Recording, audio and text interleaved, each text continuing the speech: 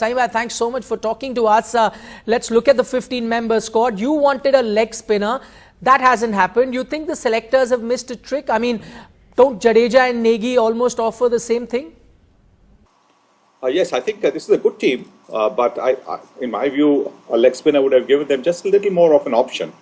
But at the end of the day, I think they must have deliberated about it and decided to stick around with the same team that they picked for the T20 series against the Sri Lankans. I guess it was going to be a little bit difficult to not pick Pawan Negi after having picked him as a replacement for Virat Kohli for the Sri Lanka series. Right, Saibhai, by that logic, you say that it was only fair they picked Negi. By that logic, shouldn't they have also picked Manish Pandey, because he too has been picked for those Sri Lanka T20s? What if he does well there? I think that's actually a very good problem to have, that you have somebody like a Manish Pandey who's waiting in the wings. My honest advice to young Pandey would be he has shown a tremendous patience in trying to break into the Indian team, and then once he got his chance, he's grabbed it in the 50 overs format. So my honest advice to him would be to be a little more patient and do well in the Sri Lanka series, and therefore make a case for a permanent place in the Indian squad. Right, now before this selection meeting, we spoke to you. You wanted Mohammad Shami to be included, and he has. But the question many will ask is, he hasn't played a competitive game since the World Cup last year, has been hampered by injury during that period. Isn't it a risk to pick him, considering we are talking about the World Cup? Yes, I think that will be a little bit of a concern. But the best thing about this particular format is it's just 4 overs that he's got to bowl. So if it was a question of bowling maybe 10 overs in a 50 overs game, or in the test match format where you would have had to bowl a lot more overs, yes, that the concern would have been even greater. But I don't think we need to worry about that, because there's more than a month now left before the World T20 starts.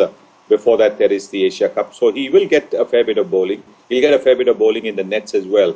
And he's one of those few bowlers in the Indian team who bowl a very good Yorker.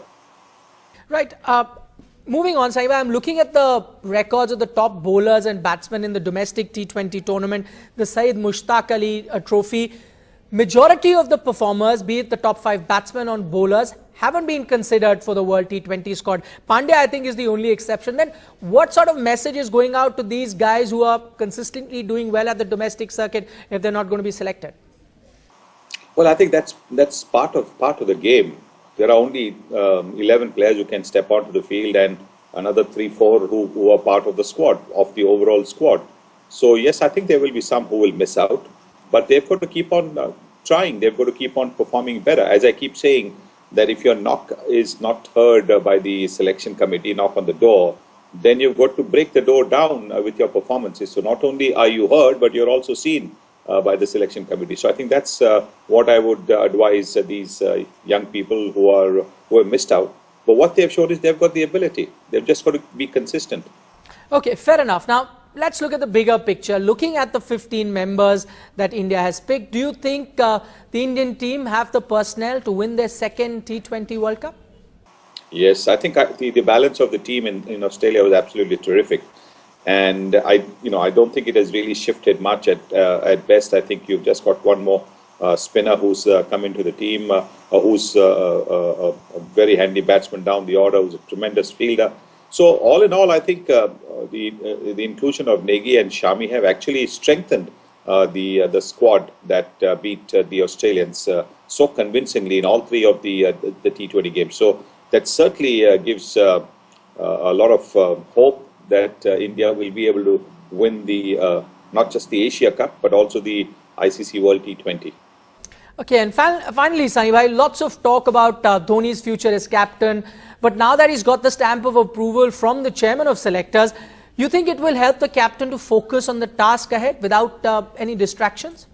Definitely, yes. I think when a vote of confidence is given by the selection committee to the captain, then certainly it's a load off his mind. He can focus on getting the team combination right. He can focus on the practice sessions. He can focus on how he can get the best out of the squad that he's been given. And the fact that he was part of the selection committee means that he was very much involved in the picking of the squad. he would have got to see what the selection committee was thinking, their line of thought, and that would have certainly given him a lot more confidence.